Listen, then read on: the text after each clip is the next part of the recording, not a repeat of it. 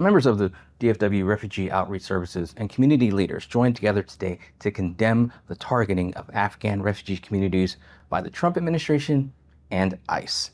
Now, representatives including members of the Muslim American Society Dallas chapter, Jewish Voice for Peace, and the Guardians Foundation spoke on the current crisis, the threats that these refugees face, and issued a call to action to help fight for these communities, stressing the fact that they're just people trying to do things the right way, the legal way, despite the fear-mongering against them.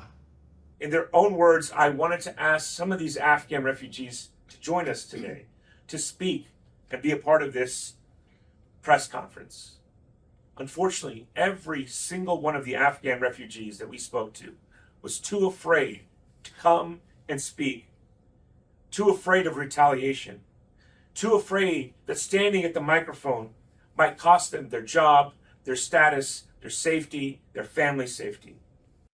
Muhammad Ayashi of the Guardians Foundation recounted stories of people who are quick to sacrifice and help others in the face of their own personal needs, a direct counter to the rhetoric often surrounding refugees. The main thing, honestly, that we really hope people can take away from this, and the right steps to do, would be to actually go out and engage with them. There are so many people who only recognize or only know things about certain populations through what they're told, when in reality, it's so much more than that. And a lot of times we're told the wrong things. So the best thing that we could do right now, we're currently in a war of information. We're being fed a lot of misinformation on good people. And the thing that I would advise people is, instead of listening to anybody, go out and see for yourself. If you want to know more about Afghani refugees, volunteer with organizations like DFW, ROS, or other institutions, and find out personally how they really are. Zishan, a congressional candidate himself, noted that a way to assist is to challenge and demand proper justice from political representatives. We have due process, we have laws, we have justice and freedoms, and the system that's built to protect each individual's civil liberties and protections.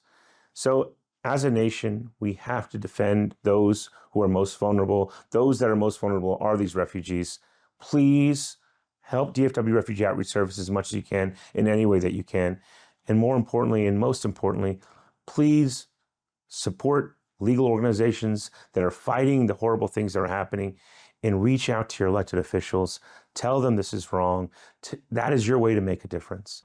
The words, the examples, the pleas for help were all done in their own way, but the message was the same, highlighting the need not to fear these communities, but to fight for them.